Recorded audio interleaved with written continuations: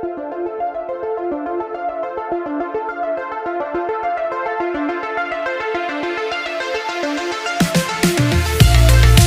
Everyone, last video में हमने पढ़ा था जनरल कैरेक्टरिस्टिक्स ऑफ एल्गे।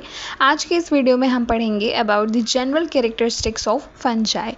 ये टॉपिक बहुत इंपॉर्टेंट है बॉटनी और माइक्रोबायो दोनों के लिए। तो लेट्स स्टार्ट। सबसे पहले फंजाई यूकैरियोटिक होते हैं, यानी इनके सेल्स में प्रॉपर न्यूक्लियस और मेम्ब्रेन बाउंड ऑर्गेनेलीज प्रेजेंट होते हैं। ये एक्लोरोफिलस होते हैं, मतलब इनमें क्लोरोफिल पिगमेंट नहीं होता है, इसलिए ये फोटोसिंथेसिस भी नहीं करते हैं। और ये हेट्रोट्रॉफिक होते हैं, यानी अपना खाना खुद नहीं बनाते बल्कि दूसरे सोर्सेज से अपना खाना लेते हैं। सेकेंड, हम बात करते हैं इनकी बॉडी की। इनका बॉडी यूजुअली फिलामेंटस होता है। ये फिलामेंटस को हाइफे कहते हैं। ठीक है, कई सारे हाइफे मिलाकर एक नेटवर्क बनाते हैं जिसे माइसीलियम कहते हैं। थर्ड, इनका हाइफे कैसा होता है। हाइफे दो टाइप के हो सकते हैं, सेप्टेट और एसेप्टेट। सेप्टेट जिसमें क्रॉस वॉल्स होते हैं जो सेल्स को डिवाइड करते हैं। एसेप्टेट जिसमें कोई क्रॉस वॉल नहीं होती है, एक ही बड़ा मल्टी न्यूक्लिएटेड सेल जैसा स्ट्रक्चर होता है। फोर्थ, हम बात करते हैं अबाउट द सेल वॉल। इनका सेल वॉल काइटिन से बना होता है। काइटिन एक टफ सब्सटेंस है जो इंसेक्ट्स के एक्सोस्केलेटन में भी मिलता है। ठीक है, fifth point is about the plasma membrane. Fungi के प्लाज्मा मेम्ब्रेन में एर्गोस्टेरॉल होता है कोलेस्ट्रॉल की जगह। ये एक स्पेशल स्टेरॉल है जो उनके स्ट्रक्चर और फंक्शनिंग के लिए इम्पॉर्टेंट होता है।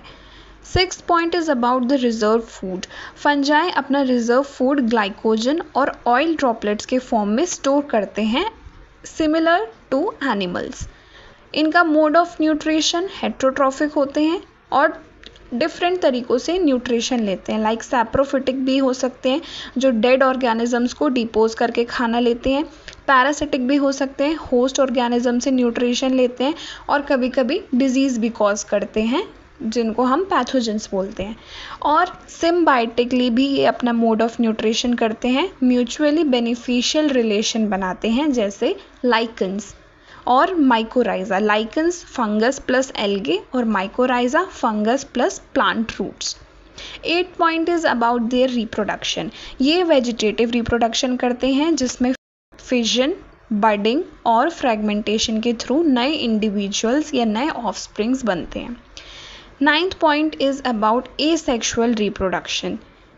3 तरह के रिप्रोडक्शन फॉर्म करते हैं, vegetative, asexual and sexual. 8 point में हमने बात की about vegetative reproduction. 9th point is about the asexual reproduction. Asexual reproduction spores के ज़रिए होता है, जैसे कोनिडिया या स्पोरेंजियोफोर्स, जूस्पोर्स, क्लमाइडोस्पोर्स। ये स्पोर्स बिना गैमेट फ्यूजन के बनते हैं। 10th point is about sexual reproduction. Sexual reproduction में 3 मेन स्टेप्स होते हैं, plasmogamy, karyogamy and meiosis. Plasmogamy होता है आपका साइटोप्लाज्म का फ्यूजन, कैरियोगैमी होता है न्यूक्लियाई का फ्यूजन और मियोसिस होता है रिडक्शन डिवीजन जिसमें नया स्पोर बनता है। इस प्रोसेस से अलग अलग स्पोर्स बनते हैं, जैसे जाइगोस्पोर्स, एस्कोस्पोर्स या basidiospores according to their groups. 11th point is about their dikaryotic phase. Fungi के लाइफ साइकिल में एक स्पेशल स्टेज होती है जिसे डाइकैरियोटिक फेज कहते हैं।